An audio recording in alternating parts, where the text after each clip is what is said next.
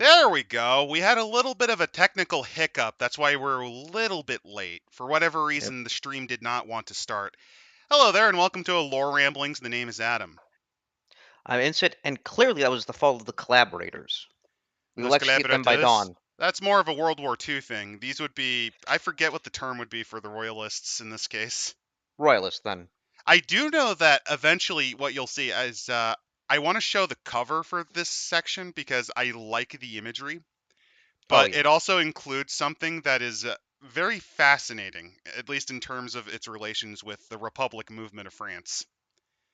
So, with For that, those who do, yeah, for those who do not know, we're finally going back to dark eras. I know it's mostly because we covered most of the good ones. That's not to say this one's necessarily bad, but there's not a lot left. Dark Eras is almost over, and we thought it was a great palate cleanser because I'd rather shove my hands into a burning oven than read Dagger Hearts right now. But for those who may have not known, Dark Eras is Chronicles of Darkness in different historical settings. Chronicles being less bound by a historical meta narrative Uh, in that World of Darkness had.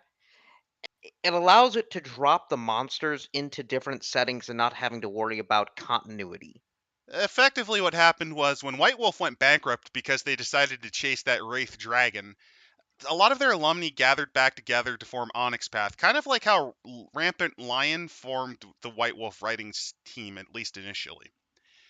And they decided to change the World of Darkness in a way that they were having issues with. Like, for example, do you want to know why there's no Cainite lore or there's like no serious meta plot with vampires? It's because they had issues with the meta plot from World of Darkness, from Vampire the Masquerade. They thought they blew their load a little too early. Justin Achille literally rewrote Werewolf to be more like what he thought it should have always been. And it kind of does screw you over because It well, if burned a lot of everything fans is initially, but I think well they stuck well the landing. well yeah, no, I meant to say is like because if everything is started primarily by a Judeo-Christian narrative, how the hell do you explain Asians, blacks, and Aboriginals? Well, they just have different souls according to the World of Darkness, at least until And Demon the Fallen decided to try to retcon that. and that's why we went with Chronicles. Nah. It's just for whatever reason they never really understood how to frame it together because they were just kind of running on the fly and they don't talk to each other. But Chronicles of Darkness, they changed that a lot. The Dark Eras is actually really fun. It was a great Kickstarter project because the way it worked was once it was finished, you could actually just get the booklets you were fascinated by. So if you thought that Grug Mage was bad, you could just throw out Grug Mage. If you thought the Alexander one was great, you could use that one. You could just buy them as you go. And this one, I think is actually really fucking good, and here's why. Let me show you. This cover is fucking fire. You have a straight up vampire execution. You have the kindred and basically everyone in the city celebrating the death of this motherfucker. Speaking of which, you can tell that this is the French Revolution not only from the dress, but you see that brocade that he has on his hat, the headless guy has on his hat? Yep. That's fun. That's actually a symbol of both the royalist regime, but it became abducted by and taken by the Republican forces. It originally was used to support royalism, and then it got converted and corrupted. It's kind of similar to how Yeah. the swastika used to mean good luck before some funny mustache man with one testicle took it. Yeah. Which well that brings us to the setting. And the setting in this case is not just the French Revolution, but particularly the Reign of Terror era, Not just the which normal is reign of terror, this is actually during the cult of the supreme being era. this is where you get people today who say the Enlightenment was a mistake. This is what they point at because this is the results of that taken to the extreme. What if I A, told you a that the guys that were even more extreme? Because here's the thing: like Robespierre and his faction by this point were at its most extreme, but he did just take over from radical atheists that set up the cult of reason. So here's the fucked up thing, right? So because the church collaborated with the king, it's the second estate, there was a strong atheistic bend to the French Revolution. And for a time period, the Montagnards, I think that they were the ones that got in power. There was a lot of factions because that's how it goes in in revolutionary France. But the Montagnards wanted to completely get rid of the church as a concept, and basically, you know how in 40K the Emperor got rid of all gods and set up the cult of reason? Yeah, It's and it literally worked. based on the French regime doing this. And it There worked out literally so is a well for temple of him. reason. There are temples of reason still. Most of them were destroyed and or reconverted back from into their churches, but there are a couple that were built specifically in this era. Robespierre tried to compromise on that, and this is actually what ultimately got him destroyed in the Thermidor coup. And actually, yes, if you're curious, the term Thermidor, that's named after their 10-month calendar. So a lobster Thermidor is called that because it was invented on the month of Thermidor, which is usually around the equivalent of October, late July, early Yeah. August, or whatever.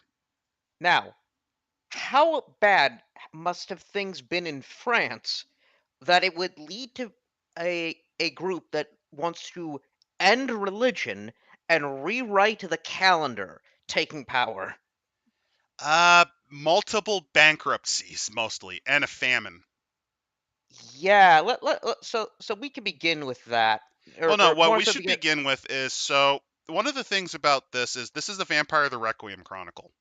Well, it's multiple actually But Vampire is the first one. because it makes so much sense. Well, yeah, because so for those of you who are more familiar with Masquerade, in Chronicles there are more than two sects. There's a variety of I believe they're called something else. I just Covenants. covenants. Thank you. I usually just think of them as sects nowadays because I play more Masquerade than I do Requiem. I kind of always did. Oh, But the main ones that you're going to be familiar with, and in this book, the ones you were going to be familiar with, are the Invictus and Lancea ex Sanctum, which represents the old kind of mafia style nobility order, and the church order. Think of them kind of like the Camarilla and Sabbat. And then there's the Carthian movement, which, for those curious, this is the incident that really gets them into power. They're the the Carthians equivalent are of your radicals, anarchs and Bruja. but even more to the extreme because they could be whatever radical idea you want. So if you want neo-reactionary like feudalism in response to the neoliberal consensus, you could totally do that as a Carthian. Neo-Nazi Carthian, that's viable. Mao Zedong, Third World Ultra Revolutionary Eternal Revolution, that is also a viable Carthian. Or you could even go even weirder. How about what would it be like post vampiric mortal hegemonic theocracy? I think my favorite is just Whatever as a that shit is. post. No, here's the ultimate shit post. Great Society, the ultimate Great Society. It's just a person who is obsessed with Lyndon Baines Johnson's Great Society programs.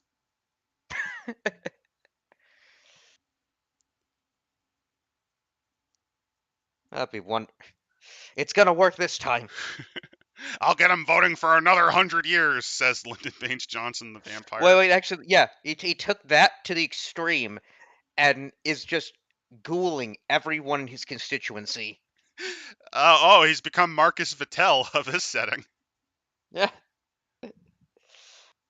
From So, also Onyx Path, Kane's cringe. Let's have the alien demon elves from Twin Peaks be responsible for vampire creations instead, and unironically, Requiem's better for it. There's some hiccups in Requiem. My biggest hiccup is in first edition, especially. They had this weird predator standoff where vampires instantly knew who a vampire was, and they would actually have like this weird anime aura show off, which was like the weirdest thing. And it's actually mechanically annoying. I'm glad that second edition got rid of it. so the Reign of Terror, though, not only has the kindred, but we're talking about an era where a lot of things can be in upheaval. There's a lot of changes, and who would love to exploit s- um, a stratified, I guess, organized bureaucracy? If you said vampires, you'd be correct. And also, it really fits because the ancient regime at this point has been around for essentially a millennia, and it's going away. It is falling Well, apart. well, no, who would love to I guess, in other words, who would love to create a little chaos and make their own personal hell? Demons? Yep. And funny enough, the deathless, the arisen, the mummies. Oh, wow, they actually managed to insert a third one into this one. This one might be a bit cramped then. It well, well, what? Think about it. Who also wants to throw off the ancient regime that's shackling their oppression?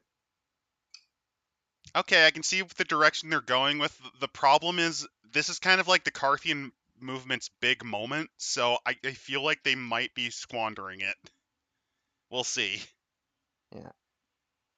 And obviously, the moods here: factionalism, brutality, terror, uncertainty, and resolution. Yeah, so the Reign of Terror is pretty horrifying at this point because here's the interesting thing, right? France not only is in the middle of essentially a minor civil war, they have actually basically fought all of Europe at once and won already, at least the first time. And the second time they at least didn't lose. Because Yep. during this entire period, the War of Coalition has occurred, where you have the Habsburgs, the British, who, by the way, throughout these wars, essentially make themselves so bankrupt that technically there is still debt from this era on their account. Wow. Like, I think it I finally got paid off during Tony Blair's era. that is It might not still be completely paid off. Like, that is how hard they went into near bankruptcy to fight this war. well, that is also what happened to France because it turns out fighting, let's see, the 30 Years' War, the 7 Years' War, the Frondes, colonizing Saint-Domingue and Guyane, A minor war with Spain actually, because the Saint another Dominique in Guyana, that was basically picked from Spain. They got that yep, during the 7 Years' War, I believe. the various islands on the Indian The Ocean, which Sugar are Islands, and oh yeah, they had still to part of give up France their today. French Indians because the French had their own India originally. Yeah, and also the American Revolution. That one's This funny is because they this is all. expected the debt shirkers to pay their debts. Are you dumb? uh, You literally saw them rebel over taxes. What makes you think that we'd fucking pay back this debt? uh, You well, Benjamin Frank. fools! Well, no, no. You see, Benjamin Franklin's dick was the ultimate foreign policy power. I think that's the That only man. reason they didn't invade us. I think that might be. Benjamin Franklin ensured American supremacy by fucking his way through the French nobility. God bless that old rotting bastard. But yeah, effectively what happened was France was already in a pretty terrible financial state, but that's not what really does it because France has been bankrupted repeatedly already. Same with Spain actually. Both of But them guess who? have weathered bankruptcies repeatedly in their infinite wars. But you have to remember a few things. One, they don't own the church. They're not a Protestant country, so they can't take from their coffers.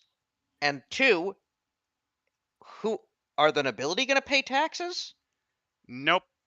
It doesn't help So that who? you'd have to call an estates general and they're not going to want to pay them. And yes, Yeah, if you're curious, the French monarchy did have their own equivalent of parliament. It was effectively toothless and not used for basically a century by this point, though. because here's what it was. It wasn't each person getting a vote, it was each estate gets a vote. The first, the nobility. The second, the church. The third, the bourgeoisie. Basically, Guess who merchants voted and with each other? yeah, The church, the elite, the nobility always voted with each other. So and the that's not problem usually a was, problem. But there's two other factors. I mentioned the famine, but there's a third factor: the Age of Enlightenment and the proliferation of printed text and education to at least the upper middle class. and the people that had access to it. And even those that you wouldn't expect to actually be educated, they at least had some reading. And if they couldn't read, they could at least argue in a cafe, because cafes were quite popular at this point. So you have, especially in France, the workers of the nobility, the petty bourgeoisie, even the poor. They have some knowledge of what's going on, and they discover a little thing called universal rights, the innate rights of man. I mean, one of the main Enlightenment writers was from France, Voltaire. So, and on top of that, newspapers were becoming quite popular at this time because back in the day, newspapers were your method of communications and entertainment. You could actually write to newspapers, you could write letters, and there were a variety of crazy characters who would write letters to newspapers, such as the demented guy whose skin doesn't work, that he has to hide in a bathtub. His name is Murray. Wait, what? Uh, it's spelled Murat, Murray. And he was a weirdo who basically kept writing invectives and insane scribbles about killing the nobility, but he did it in an eloquent way. He was kind of his era's version of Terry Davis. And the reason he stayed in a bathtub is he basically had a bad case of ichthyosis, so his skin Ooh. got dry and cracked if he wasn't constantly soaked or humid. Yeah, remember in America around this time, you've also got various politicians promoting the Federalist or the Anti-Federalist side by hiding their names as some Roman character like Brutus or Claudius. Yeah, and Thomas Jefferson went bankrupt doing this LARP. It was really funny. Ev- It was it was their .com bubble in a way. But yeah, you think politics are radical now? I mean, yeah, Hmm. you get occasional assassinations like with Kirk, but back in the day, you could accuse a dude of being like into certain things and cause riots. And you could lie because libel laws were actually a lot weaker back then. Like there's a reason there was an era called the period of yellow journalism because you could just straight up lie. And 9 times out of 10 people were not going to That was like a check hundred you. years later, but But I'm highlighting that like journalistic yeah. integrity is not exactly high. And on top of that, you have people that are interested, they have been educated at least enough to know the situations in France, or they've realized that they're kind of getting fucked over compared to these guys. And there's a lot of people that they can incite into anger. And then you had the storming of the Bastille. Well, then you had so what actually Well, happened yeah, was there was a series of very poor harvests basically in what was it? 1785 to 88 lower harvest. 89 as well. Yeah, and effectively what happened was there was a very big shock on bread prices. As in just like basic staples shot up. And this is where a quote that this is not something that the woman actually ever said, but Marie Antoinette is commonly said, "Let them eat cake." She never said that, but what happened was because Louis the XVI was never exactly a hands-on monarch. He was not like his father, and he was not like his grandfather, the Sun King. He actually he was like Nicholas II. He was kind of a weak-willed guy. He didn't really want to rule. So he didn't pay attention. So his nobles basically were able to take control, run things into the ground, and then the famines hit. The people And guess saw who's to these blame? parties. No, and here's the thing: people saw these galas and feasts, and they said, "Fuck this." And when people And get that it is, mad, and honestly, I could see thinking about it now. Probably the let them eat cake thing had to have come from a journalist. it almost That certainly kind came from one, that or at least a that newspaper kind writer. that's the kind of wit you'd expect from a journalist. Of that the nobility are so disconnected that they don't even realize cake is bread. And they actually point in this chronicle splat, they actually write out that the problem wasn't originally kings, because here's the thing: when the storming of the Bastille happened, they actually didn't want to get rid of Louis the XVI initially. No, it really wasn't. It was, I'd say, just It a wasn't, result of the yeah, it wasn't that kings were bad. They saw it as a king who was uneducated or unaware of his people's suffering was bad. we You had to be we enlightened. we want you to take care of us. You're supposed to take care of us. Why are you not taking care of us? So, what does Louis do?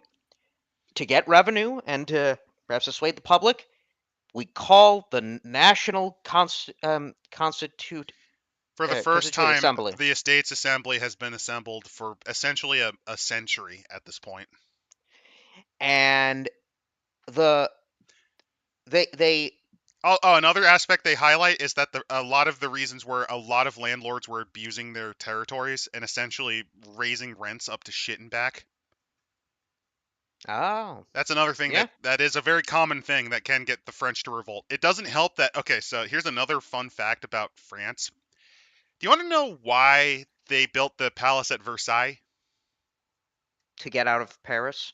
Yes, because there was a period of time, specifically during the 13th to 15th century, not only during the Hundred Years' War, but a little bit later, where the Parisian mob would hold the fucking king hostage, much like what would happen in Rome.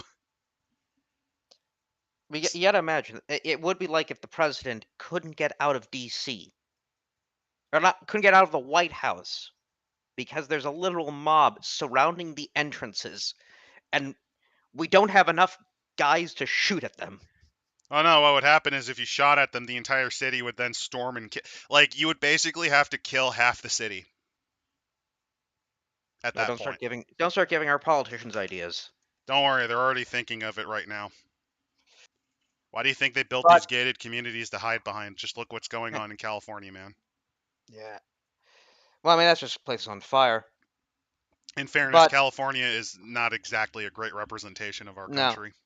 but at least our country hasn't doesn't do things stupid as a means of okay. How do we refill the treasury and granary? Invade Austria, the the place where the king's wife is from. That is when the That's when the first republic began. Yeah, I think this was Giron's idea. Uh, I mean, they're saying here that that's what the Estates General decided on. Fair enough, because yeah, that makes sense too. Because a lot of the early republic period, the royalists still had influence. And I want you to understand that means we're crossing over Germany, or well, the Also, if you're wondering why this occurred, why Austria, for context, like, you think this is stupid, keep in mind that for centuries the French rivaled the Habsburgs. and the Habsburgs are in Austria, and Austria they did win the 7 Years' War, didn't they? They did not win the War of the Spanish Succession, which installed the Oh, they did. Bourbons into Spain. Oh, yeah. I believe, for whatever reason, they got pretty buddy-buddy because the English became the next rivals. Yes, So this is yes. kind of an out of the blue, what the fuck are you doing, France? What again? Marie Antoinette is Austrian, It's actually really funny because one of Napoleon's wives eventually is Austrian too. and at the meantime, though, Louis he's he's undermining both the assembly's rule and his own. He's not compromising. He's not ruling effectively. Well, he never was. Here's the thing: he's not like a terrible king. He's just not one that is really great with total power. He's not like a tyrant. He just doesn't really know what to do. Like, he's not stupid. It's just he's not very good in crises, and France is in a crisis. And on top of that, it requires decisive action. He is not a decisive guy. And what happens next, well, a few months later, is the March of the Women on Versailles. Now, true to a French fashion, they don't exactly know what they're rioting about. They finally, though, when they get there, uh, coalesce around the price of bread. Because And again, that, famines. yeah, we need him to go back to Paris. You need to set things right. You need to get the job done. They hold him hostage. They hold his wife and their children hostage. And that effectively, at least as the book's going, and Oh, they even I could highlight see it. that there's also an industry deregulation effort, probably because Yeah, what happened was, since Louis wasn't really paying attention, the nobles were just taking state industries for themselves. yeah. Is that is perhaps the time of the revolution beginning because the king, the absolute monarch, who has been chosen by God to lead the people, is now being forced to do what the people demand. This ends the idea of the king being the absolute monarch. And as we get here a timeline of the revolution, we get the Estates General set up in 1789, then the National Assembly. Uh, Oh, they also highlight the corruption. This is the other thing that caused the riots at the Bastille. Nobles were selected to represent the wrong estate. oh yeah, that's not good. That is not good. But then we get then we get the National Assembly, which moves to consult the national debt, forms a committee to address food shortages. Uh, then 89 to 91, the Constituent Assembly abolishes So this is feudalism and actually an tithes. interesting period. For these 2 years, Louis XVI actually was liked by the people a lot because what happened was he kind of realized, oh shit, the peasants are revolting and they're the ones that actually have the power right now. I don't want to die because these guys are kind of crazy, so I'm going to side with them as kind of like the first citizen. He actually got the title first citizen for Yeah. a while. So feudalism's gone. Yeah, and Catholic he Church is sided with the restructured. Republicans at this point, at least initially. Declara- and again, the Declarations of the Rights of Man and the Constitution of 17 and of the Citizen and the Constitution of 1791. And then they try to attempt to implement the Constitution, And this is where and Louis King fucks Louis up.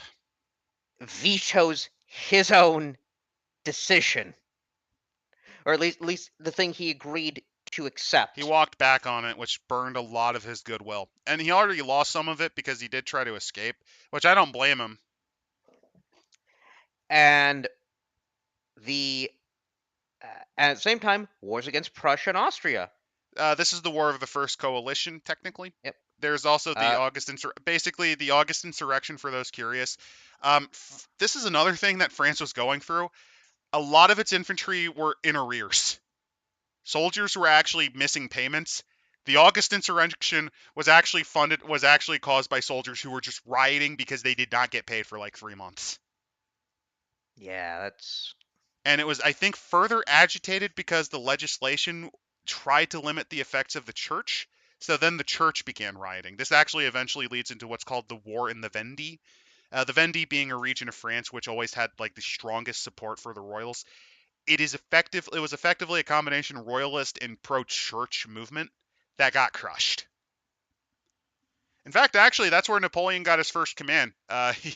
He was hired on. He was hired on as an artillery officer to basically instill order in one of the French cities during that time. and then we get to 1792 and 95, This is where Nappy where dies. No, this is where Louis the XVI gets executed. so the national government is selected. We get general suffrage of all working Frenchmen over the age of They did 25 not who have allow lived. women, which at the time No, neither did the U.S. yeah, uh, who had lived in their department. Department being like province, or I guess the closest It's thing the would be equivalent to a county. it a county, not like a state. It's their region essentially. For at Also, least a year. this is more relaxed than the U.S.'s opinion was because the U.S. required also you had to either own land or you had to have a certain amount of money. Well, I mean, if you're over 25 and in France, you probably own money. No, like Uh, there was a wealth requirement or at least a land requirement, from what I yeah, understand, there, yeah. in the Well, early it was state. Constitution. It's state by state. You'll notice in the Constitution it says nothing about what requires you to vote. Yeah, but most of the time there was still like a land valuation or like like you had to have a wealth amount. That yeah, that does change over time. But so again, considering the chaos, less than 12% of the voters participate. Well, yeah, because France was kind of going through a war on the northern front, the eastern front, and there was also rioting happen from pro-royalist and pro-church movements because essentially what happened was when the king got hijacked like this, and especially when he got executed, the French government tried to basically establish its primacy over the church, and the church said no because they're Catholic. Their primate is in Rome. They could This is not also bow to French, and the French response was to decapitate them and basically yeah. take in priests and execute them. This is also the time. Actually, I do believe it's the time of Tale of Two Cities, as I Yeah, and this is actually somewhat fondly remember from my time reading it in high school, and that was uh, a this is tough the read. period that was inspired from it. Yeah, and also this is where because up until this point, a lot of Americans were really supportive of the French government. Yes, there was in fact a big issue of should we as the United States send soldiers to help France? Should we send support? This gets us to, in the United States, the Alien and Sedition Acts, where if you're advocating for revolutionary sentiment, that's illegal. And a lot of that Thanks, is because thanks, the John turn. Adams. Well, no, it's also because there And was a turn in what the do we, yeah, revolution. Let's be fair, John Adams at least saw the turn in the revolution compared to Jefferson. what do we mean by the turn? Well, the Constitution of 1793 is passed, and then the National Convention executes, imprisons, or exiles Federalist and centrist politicians. Yeah, the Montagnards get control at this point, And what do we mean by that? 17,000 people will be killed. which isn't a lot, but it's disturbing because it's a lot of high-ranking officials from the government. High-ranking officials, public executions, and so you're having people basically cheer on murder. Well, this is also where the fucked up thing is.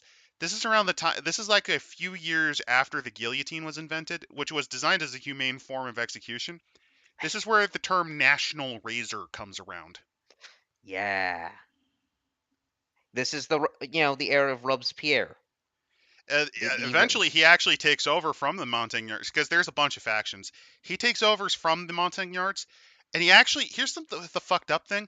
He tries to walk back some of the worst of it, but then he decides to start investing into the cult of the Supreme Being, and then there's which also the Committee of culminates in Public him. Safety. No, it gets fucked up.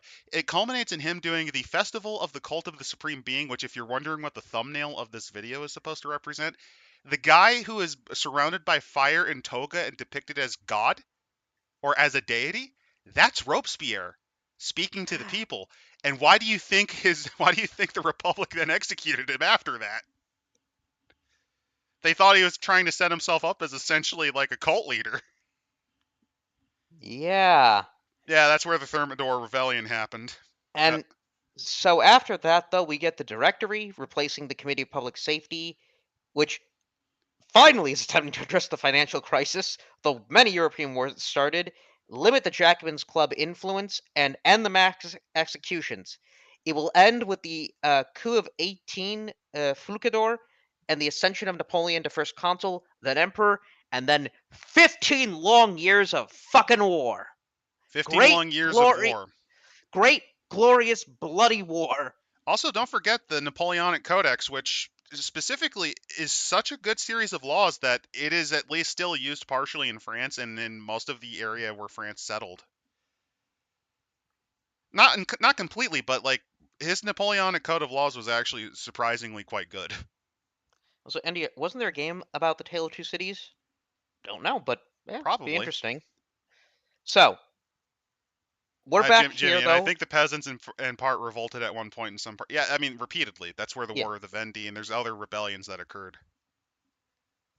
So we're back here in 1793, and I do like this good side bit here on Saint-Domingue, which is Haiti. Now, Haiti, as we all know, is It obviously exists. it exists. It's a it's been beaten, brutalized by everybody, and it shouldn't have been. It should have been a success of a It could have been of a potentially. independent state.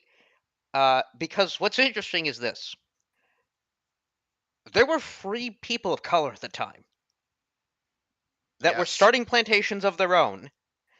So you did have a racial backlash from white landowners, but you also had people that, when the Declaration of Rights of Man came out, wanting to get independence from French rule.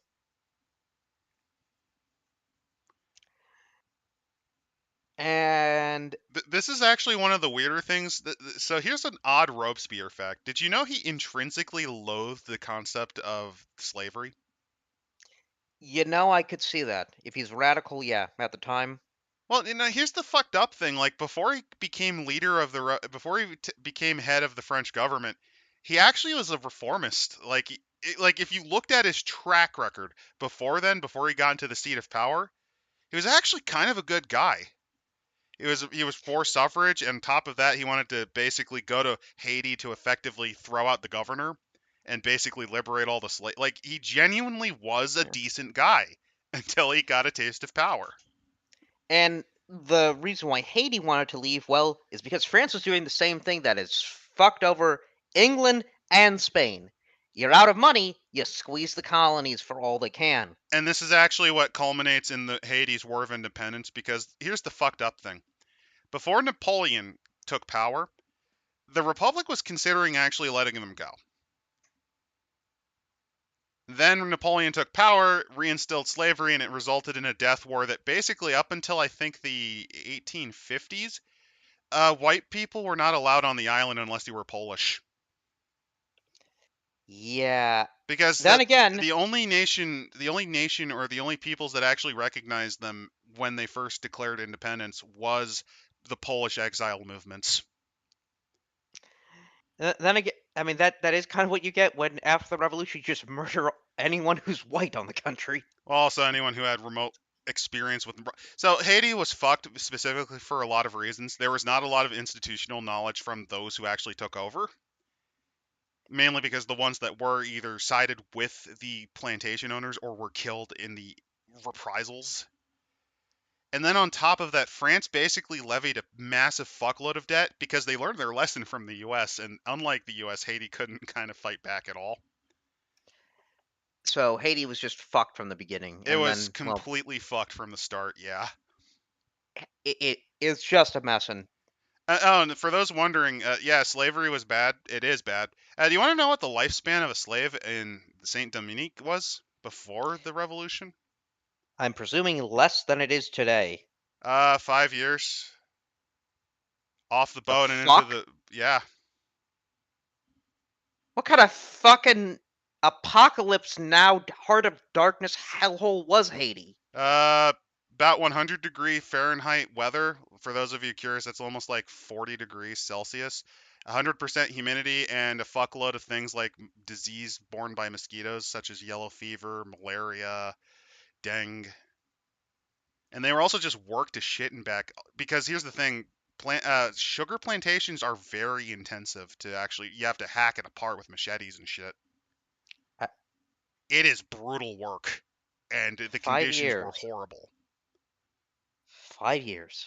Yeah, and that's like I'd a kill the yeah, no, I'd kill the white people too. yeah. Do you I'd kill them understand now? all. Oh yeah. Yeah, by comparison, the slavery that occurred in the U.S. was rather humane because you at least had somewhat of a full life. Yeah, by the way, NDR is correct. 5 years is the optimistic take. I think the average is actually closer to 3. And on the worst plantations, you might be dead within a year. What kind of shitty fucking odor?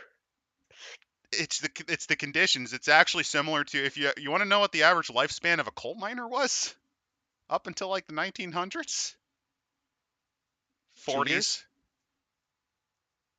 and that's old. Usually you died earlier because of black lung. You I, think that's disgusting? I could tell you about some of the horrifying things that happened in Sicilian mining. Do you oh, like 8-year-old children singing about where God is in the depths of a sulfur pit while completely shirtless and naked? what the fuck? When was this going on? The 1800s. That's the work conditions of the era. Now do you know why communism became popular? Yes. We think it's uppy liberals. It's like no. If your society is making 8-year-olds question where God is because they're going to die, In the sulfur pit. you deserve to be. You deserve years of lead. In fairness, this was written by a priest who probably put it in the kid's mouth. But I do know the priest described the mining conditions as it was like looking into hell because it even smelled like it because of the saltpeter and sulfur. Oh my god. Yeah. What is it with what is it with Romance languages and their culture? We've got Italy doing this, we've got France doing it to Haiti, and we've got what the Spanish did to the Mexica people. Well, you forgot my. Actually, that one. The better example is Spain to itself. As Oh as yeah. Otto von Bismarck once said, Spain might be the strongest nation in Europe, for only a nation such as itself could try killing itself for 100 years and still stand among its brethren. Yeah. Which one of the Spanish revolutions and civil wars do you want to talk about in this period? And Yeah. don't forget Well, the Death War that was the Peninsula War of Independence. that's where we get the term guerrilla warfare. So we do have here as they're talking about like what's going on. I do a section here, playing to the cheap sheets of the government is theater. Arguably, the National Convention's failure to directly integrate underinformed citizens into the process of reshaping the nation leaves citizens more vulnerable to misinformation, manipulation, and conspiracy theories. Yeah, it's still kind of a thing nowadays, but back then it was way worse because here's the thing, right? The people who are misinformed because of AI slop, they at least have eyes and the ability to read. The most average peasants at the very least can only barely understand their name and a few basic things in literacy. They're not able to read a newspaper. And here's something else I would add. And on top of that, you know who are most of the people in these directories and assemblies are? Assholes from Paris. They're Parisians. Yeah, they're not really giving a fuck, or at least from the big cities. They don't give a shit about the farmer, and they don't give a shit about the smaller towns.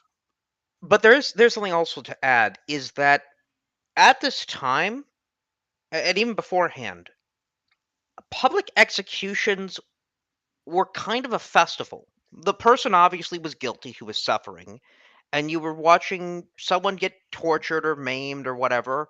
And it was a communal experience. So when somebody's coming here and saying this guy is an enemy of the French state, we're gonna kill him, you gonna object? You gonna ask for due process? In fairness, the French legal system was very much run by the courts and government, so usually you didn't say much.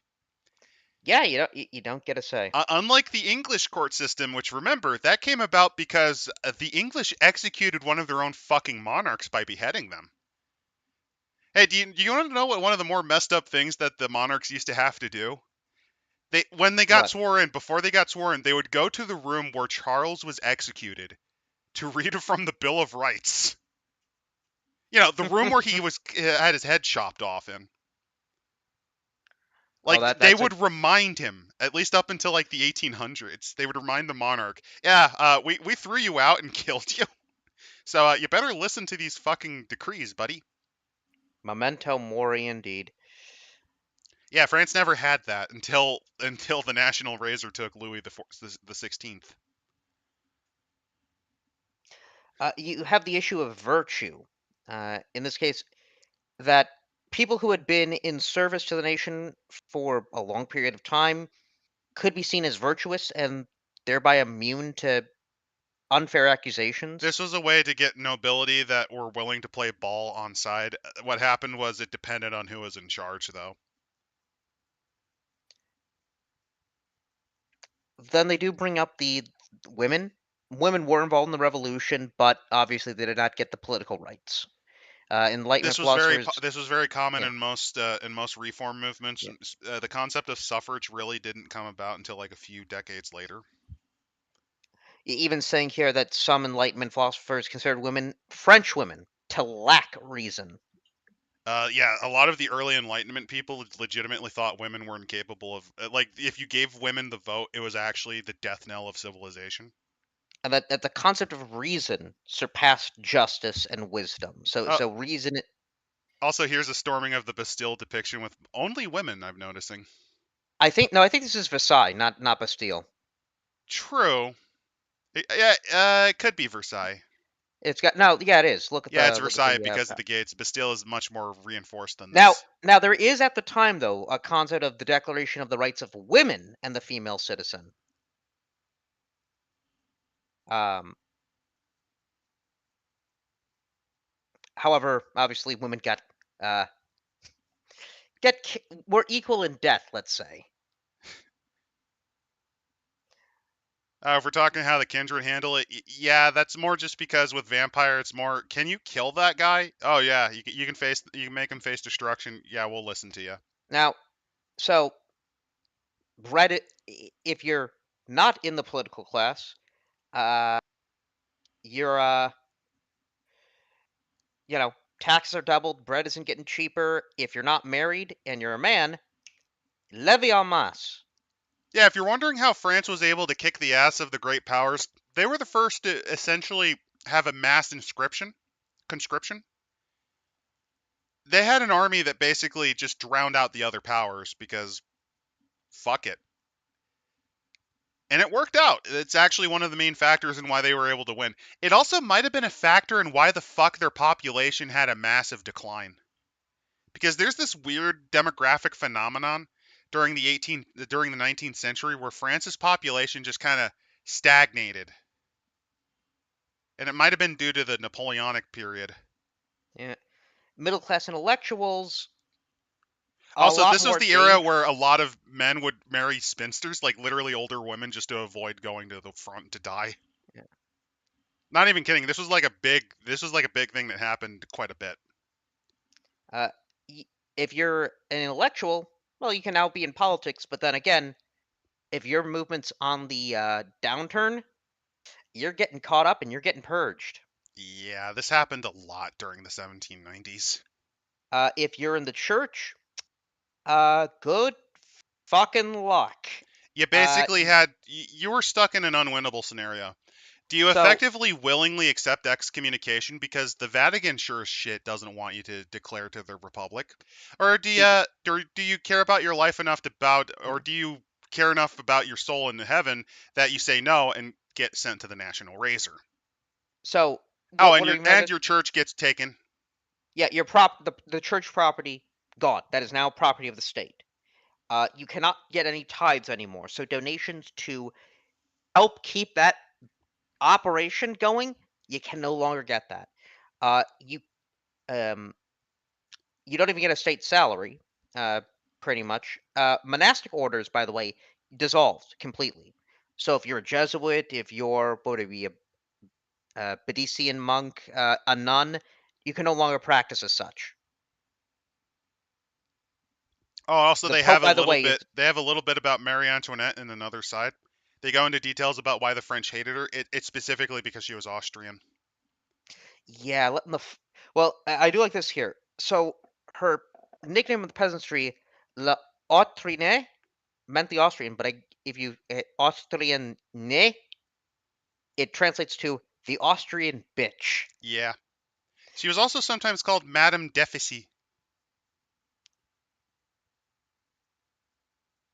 Yeah, they really hated her. It's similar to, funnily enough, it's very similar to Tsarina Alexandra, Nikki the Second's wife. Similar Yeah. entity. As a noble, and if you're rich and royalist, if you haven't fled, you're dead. You're probably You're dead unless you like legitimately debase yourself in front of them, and even then, that probably isn't enough. Unless you're that weasel Talleyrand. yeah. Fuck Talleyrand. All my homies hate Talleyrand. Now they do have it here. Arrest is He's not that necessarily. century's Kissinger, only even Yeah. more duplicitous. Arrest is not necessarily a death sentence. Criminals early in our revolution still have a right to a lawyer, and being arrested for aristocratic sympathies might keep someone alive long enough to avoid murder by street gangs of sans-culottes. Political crimes obviously go to top of the docket, but the more arrested for treason, which is basically embarrassment to the state, uh, more do that than get to the guillotine. Yeah, here's the That's in thing. In Paris. Paris, you tended to get harassed a lot by street thugs, and you often went to prison. But funnily enough, despite its reputation as the center of the madness, you were lucky if you were arrested in Paris. If you're arrested in the other towns, good luck. Nantes, Lyon, the Vendée. Apparently, a man by the name of Jean Baptiste Carrier is responsible for 8,000 to 9,000 executions. And this is not acknowledging those who died during the famine. He executes so many that he can't keep up. He kills over 4,000 by mass drowning, another 2,600 by firing squad. Oh, the riots in Lyon, by the way, that's where Napoleon was involved. He's the guy who fired grape shot to shoot those people. Just to give you an idea on what his career started as. Yeah. Now, next up is going more into the what Paris is like Which in is terms of its useful if you location. don't have a Paris by night. This is like a good little map of Paris. It's not as good as like a proper by night, but it gives you the basic outline of the city. Yeah, obviously for your vampire, there's a cemetery. That Well, yeah, there's the cemetery, the major rivers, there's the yeah, your cafe. cafe. You got the Bibliothèque Nationale or Nationale. I mix up my my bad French with other Romance languages. I speak Spanish, so I'm Yeah, not even gonna try. I look at national. I'm like nacional. Um, Yeah, I don't know how to pronounce it. yeah. So the assembly does nationalize the library as the property of the French people, and so all of these books get collected. You could perhaps even get, if you're perhaps a mummy cult, you might find an ancient tome or a certain artifact in there. Yeah, they mentioned St. Anne's reliquary. So one of the things that commonly happened, especially in some Catholic tradition, it's actually similar to some Buddhist traditions, funnily enough. Yeah, a saint or a person who is considered to be a saint or someone who is liked well enough in life, they might have their remains interred and stored in interesting reliquary ways. Saint Anne was noted to have her heart stored in a reliquary. Oh, that's actually real? Yeah, it's similar to the Church of Bones in the Czech Republic. Oh, Yeah, that what one. happens are sometimes saints, if they're particularly well loved, they'll have like parts of them removed after death. Or if they're being considered for beatification, this might happen from a devotee. And they usually get stored into like objects or boxes. These are called reliquaries for a reason. It's also somewhat popular in Eastern Orthodox churches to a degree, but not as. Hmm. I'm not Let's even see. going to try to pronounce French, by the way, Jimmy. So just letting you know. No, listen. We speak English. That's enough French that we can handle. And the one Romance language I'm familiar with is Espanol, so I'm not even going to bother. Different I I at intonation. least I at least know with French, you cut the ending off of pretty much everything. It's not lions, it's lion. You see how Then there's they no shouldn't S put in the there? S there. I know, I know, but it might work better. Here's the thing: it probably works better written because French has not evolved from that time period. By the way, if you're wondering, the Spanish solved that problem by replacing the Y with an E and then getting rid of the S, and then they just put an accent over the O. There you go. Problem solved. So we have Lyon. It's a manufacturing city, primarily silk weaving and their silk production, silk weaving. It also is where I believe the first major gunpowder manufactory was. But interesting enough, Oh, wait, no, that might be Saint Etienne. several infernal columns, some marching in perfect synchronization, blast through Lyon, destroying any anti-revolutionary sentiment that dares raise its head. Strange tales of mechanical soldiers circulate in their wake. No demons claim responsibility for these columns, leading the Unchained to wonder whether the God Machine is riding the revolution's coattails for its own purposes. Which personally I think is a bit of a disappointment, but then again, I think this works much better just purely vampire.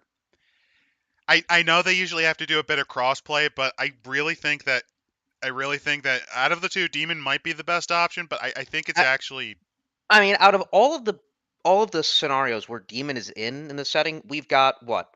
We've got Fall of Constantinople. We've got the beginning of the Soviet Union, and we've got Berlin in the the 1960s. Soviet Union one was fun though. This Yeah, one just but kind of feels like a lot of this, and the reason why I'm kind of having issues is I think it's just because this is again in lore. This is one of the few pieces of solid lore that they give you. This is really where the Carthian movement makes its statement. This is legitimately the first time it actually came into power. all right. Well, then we have the Nates and the Vendée, I think it's like no, I don't know, Nonte or not whatever. non and the Vendée or something like that. So this is where. Actually, let me look Oh up yeah, the exactly where Unchained it is. Aztecs from Private Vanquit. Yeah, Oh, you're right. they do demon too much, but I'm gonna blame that on just So demons insertable the everywhere. the Vendée in particular is it's south of Brittany, that little corner Yeah, it's part on it's it's the around western part. where Anga is. Yeah, it's on the Atlantic. It's south of Anga, north of La Rochelle.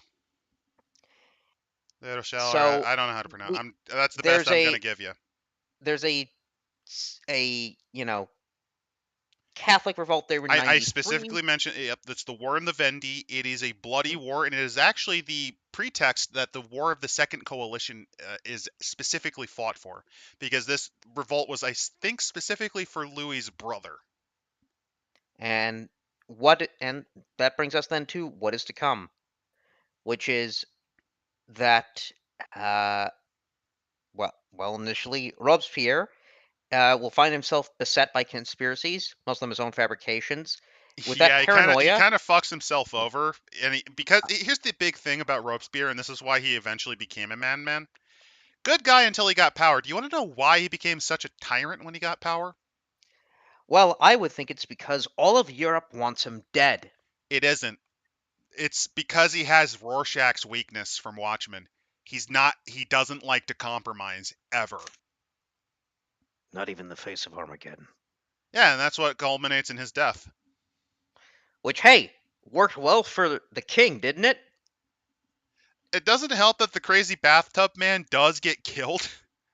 Yep. Moreau's death at the hands of a moderate does kind of drive him nuts. Oh, Yet they again, also not highlight two his months. sexism. He did have a bit of a sexism Yeah. angle to him. An unvirtuous woman, no less. Yeah, Not quite 2 months after his triumphant surreal festival of the Supreme Being, a which massive is passion-play religious wild. celebration. It is so weird. Um, you have keeping up an average of 30 executions a day, uh, facing accusations of mass from an increasingly paranoid dictator, the Mountain, the revolutionaries' most Montagnards, radical yeah. faction. Yep. Finally turns against him, starting the Thermidorian reaction.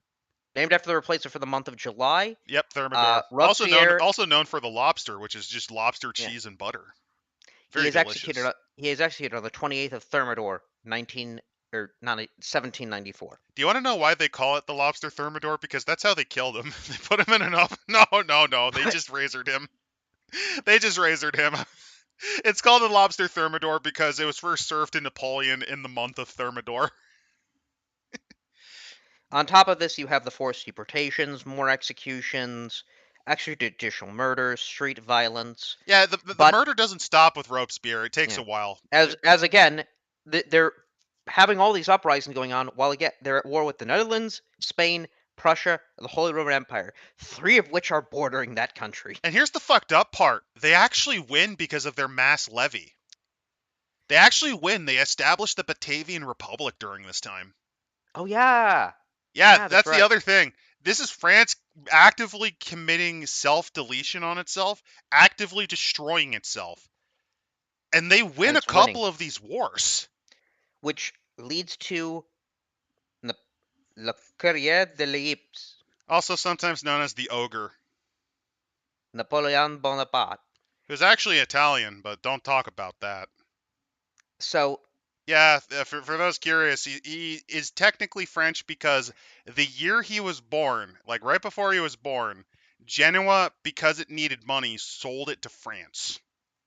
He spoke Italian he spoke Corsican Italian over French, and that's why he was bullied a lot for his accent because he spoke Italian.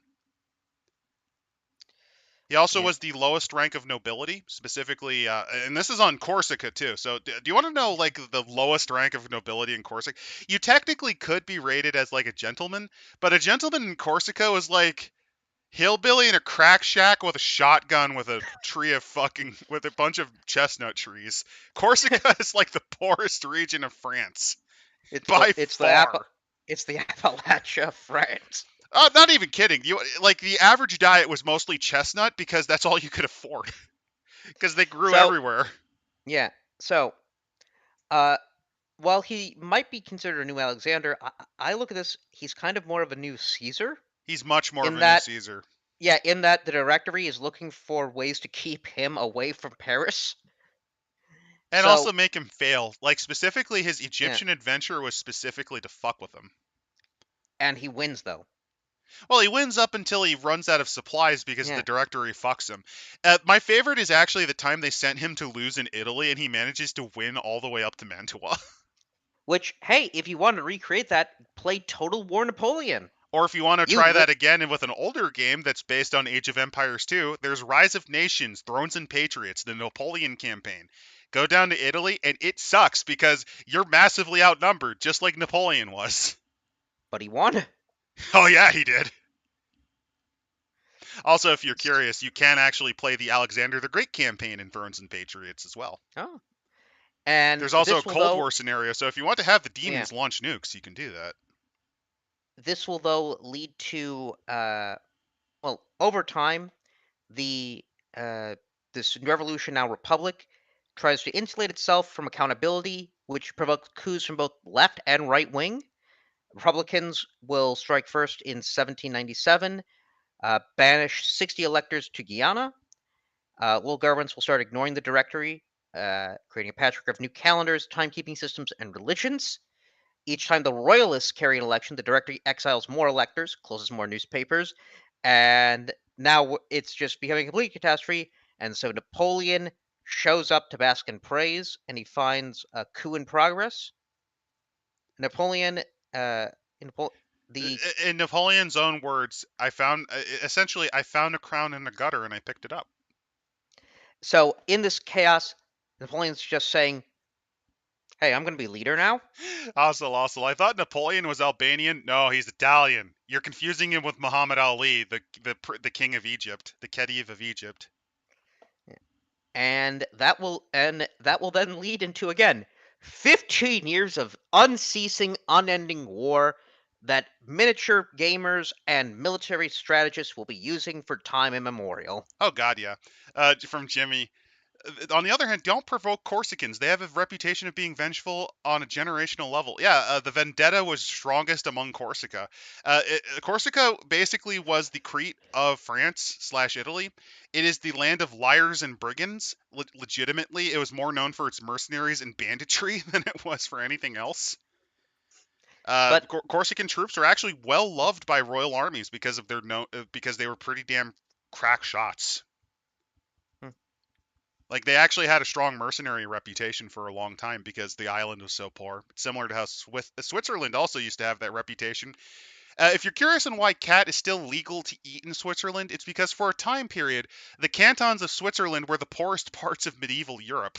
So they would make any excuse to fucking leave their shithole mountain lands until they learned how banking works.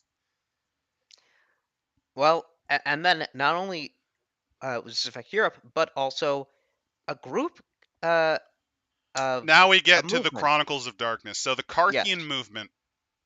This is the technically the youngest of the not the convention, the youngest an of the individual, groups. yeah, an individual calls himself Karth, or perhaps a dozen kindred take over, and these tradition Covenants. flouted, I'm so yeah, stupid. It's this covenants. covet, this tradition flouting covenant will emerge. And this is why I really do think you could have, if you wanted to, you could have easily just made this solely about vampire just because of this. I feel like then that would just be a vampire splat.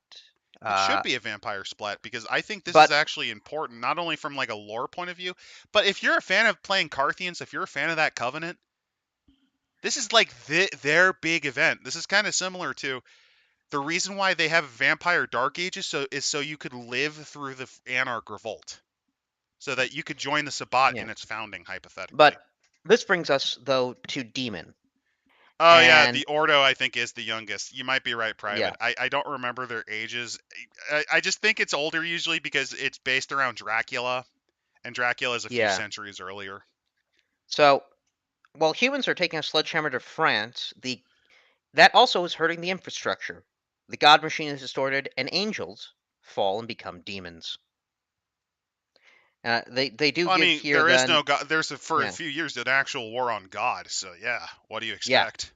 They do give quotes from various demons at the time, which is why they fall. Because in Demon, the main thing is that you were this created entity by this god machine to do some purpose. It could be to make sure that these two people fall in love, or you act as a traffic light, or you're just supposed to be a brick. And the But moment let's you say even that think let's about, I yeah. think, So therefore I am, unless you have fallen. yeah, let's say you're a part of the Bastille, and your brick gets lodged out. You fall. It doesn't even have to be conscious. Oh yeah, They they sometimes you they just fall and there's nothing you could have done. they have one quote here. One altered the sacred geometry of the Notre Dame just so. silvered the great rose window with Rochelle salt, and threaded thick bundles of silk and sugar and dry bone from the nave to the chancel. Each misplaced sunbeam and shuffling foot charging the steam engines of the Charlotte with new purpose. As it pumped drinking water, it dredged the Seine and funneled its ancient sewage into the Bever. One never found what one was dredging for the sign for. The riders just knocked the heads off each of the 28 kings of Judah. Dozens of lifetimes of care and craft destroyed in a day by men who mistook them for the kings of France. If one could feel anger, I might be So furious. this one actually fell because he likes the infrastructure so much that when it got damaged, he fell Yeah. because he thought I, about doing something besides pumping. if the God machine is nothing but a mechanical heart that keeps reality moving, and one angel is the same as any other, my defection would be as predictable as the pattern of settling sand, as must be the actions I take under my own initiative. So the anger that curled in her, the knife I put in her hand, and the murder she committed with it were all, in a way, ordained. In this case, that is a reference to the murder of Murray. I will say I'm not exactly a fan of how they just kind of give you these like blurbs. It feels like they It, were just trying to cram stuff in to make page possibly count. it's theming. Like, I want It's what you want. But theming, but on the other hand, this is the vampire book, and then you just cuck me out of it by moving on to demon right then and there. yeah. That Falling kind for that kind just. of burns my interest a little bit on the demon shit. But this help aligns with Demon because of the agendas, the politics that you will have. No, I know. It's just like, really? Okay, you're gonna build up the. Oh, okay. All right, let's continue the Sex Pest book. One of two of them, because Matt also worked on Fallen. Mm. Demon isn't sex pest. It's just about Descent, not manipulating. Fallen. Sorry. Dissent. It's about manipulating people so that they make pacts with you, so you gain power, so you have your own personal hell away from people's prying. Oh, Yeah, you basically want to build an Epstein Island. Speaking of which, this is also the splat that oh, allows you to make the infinite abortion machine, as Tech has repeatedly explained. yes, but they do Come on, give. don't you want the infinite EXP abortion machine? Y- well, It's I a like machine this for here though. pigs. Yeah, they give us new sort of political philosophies for the demons. No, I get it. The I get it, Jimmy. This does fit for the setting. It's just like, really, you're gonna immediately okay. You're gonna talk more about this shit than the vampires. Got it. well, so the Augustinians are preservationists. They want the machine to survive, and they want it to have a purpose. We want we can work towards it in our own way. We want it safely behind glass so we might study and understand it. They want to understand the God machine. Okay. And of, and then you have the mouths of iron, penitents. Oh, you're Uh, you're you're skipping the fuse. oh, are the fuse? I thought that was a part of the. Nope, that's a different Oh, one. okay. The fuse are different. They are the subversives. Um, they have a laissez-faire approach to the God machines. It's that the conditions are right now that they have no time to This keep the this is monstrous also creatures written in their really midst. poorly in the first person, by the way, so that's not helping. Yeah. Seek us where infrastructure is abandoned but do not disassembled, preserved in a state of rot and carefully observed. I mean, here's the thing: if the demon stuff was written bad, I feel like this was kind of slapped on because it's just kind Yeah, of like it's written poorly in first person. I did reread Milwaukee by Night on another podcast on another channel, and that handles first person better than this. yes. Uh, Yeah, but then the we have Fuse are basically just a bunch of degens. Then you got the Inquisitors. who are seem to be probably inside every organization. Yeah, They don't have its.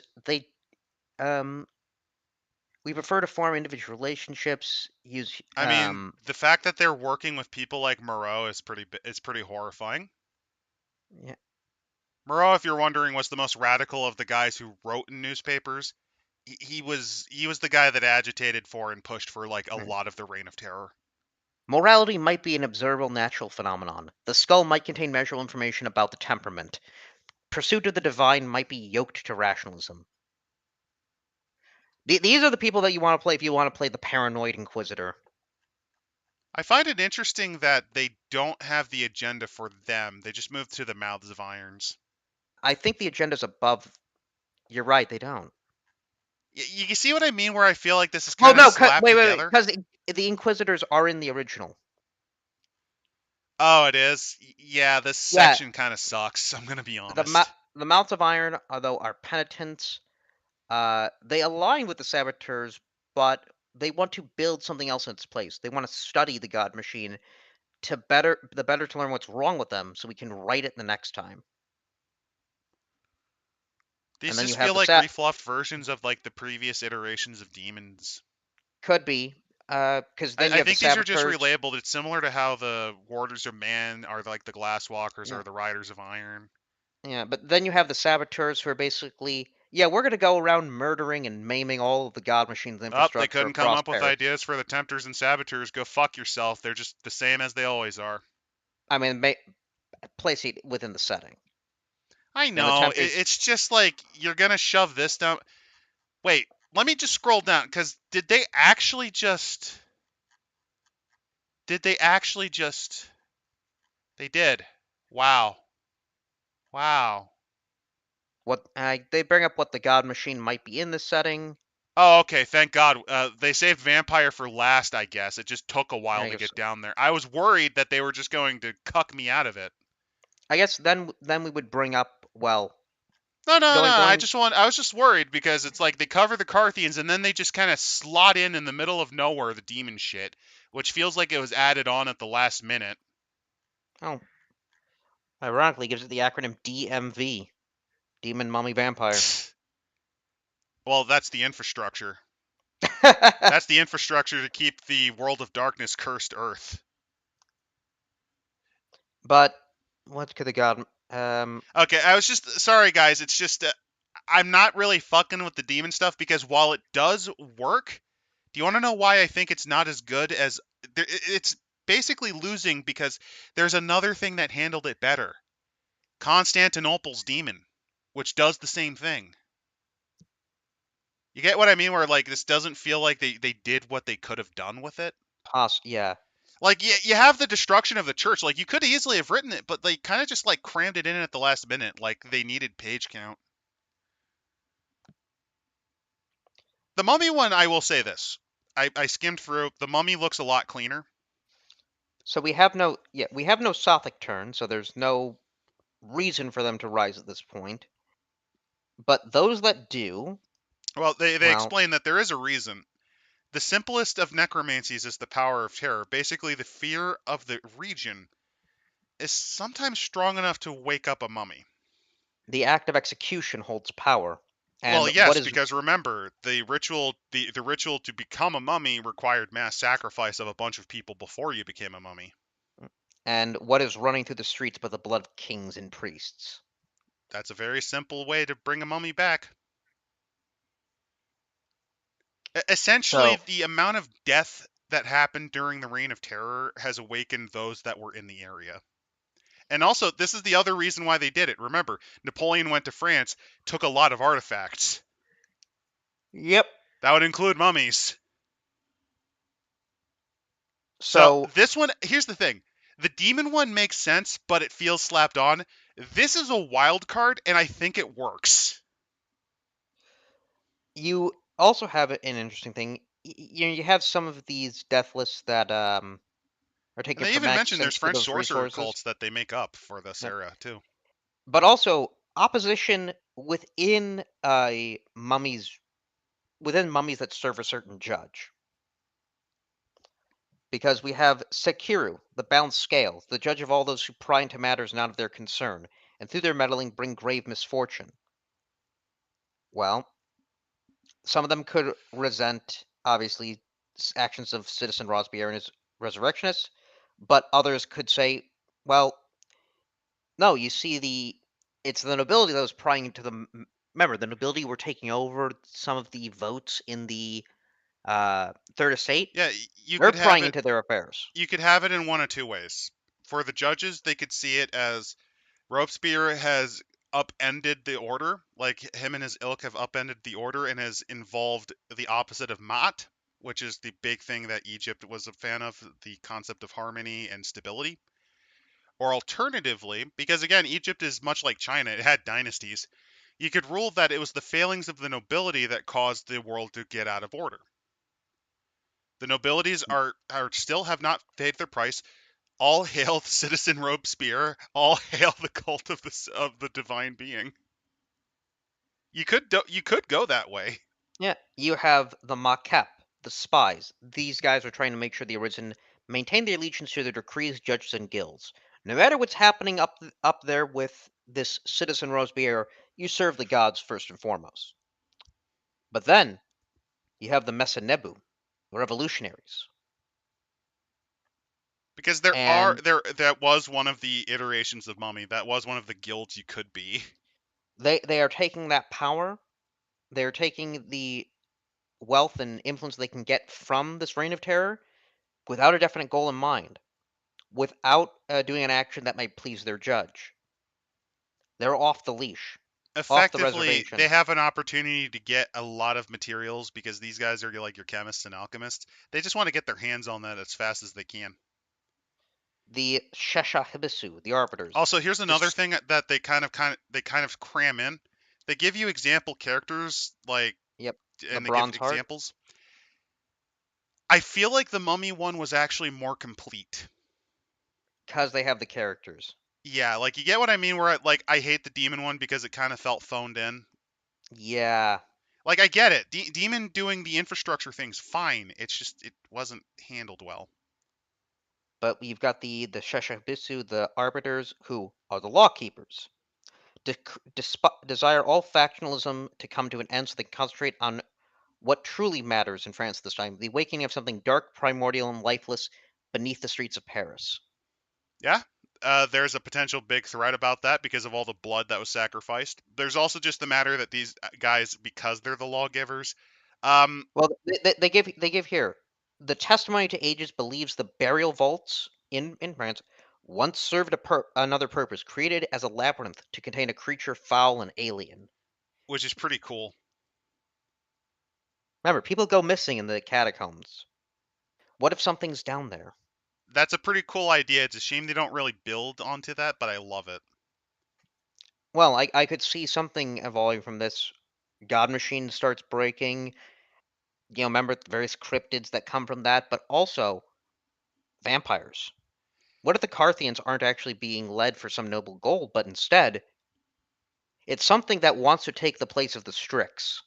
That's a fun idea. That's actually quite interesting idea. But I will So say you have, this: the mummy section, it's weird. I have less issues with it than I do demon because it feels like they still didn't get quite enough out of it, and this is why I think you should have removed one or the other.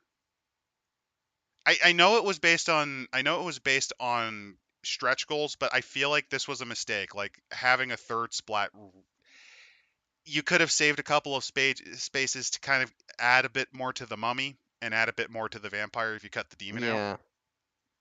Like Let's see. I get it. It's just it kind of cripples this one a bit for me.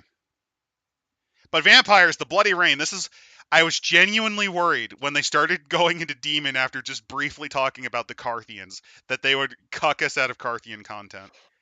I do want to bring up something that June is saying doesn't like the God Machine as a concept and that it feels restrictive. I mean, I like it when it comes to Demon. The thing is, we don't know what the God Machine is, and the way it was set up, it could be a very minor thing. Well, Uh, I would say the best way to treat it is you can't treat it as all know. It's not all knowing. It's an it's idiot Azathoth. god, Yeah, it's a and it's not an upper G god. It's just an idiot god. You don't know if it's like the equivalent of the demiurge, or for all you know, it could legitimately. And this is a fun idea. This is my weird. What if all splats are the result of all of this at once? You have the secret, the choir of the throne, the seers.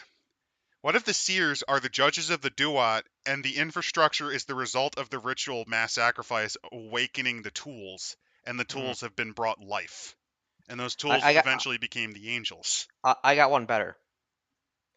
The and this God and this Machine. ripple is what made Father Wolf sick. No, no, the God Machine.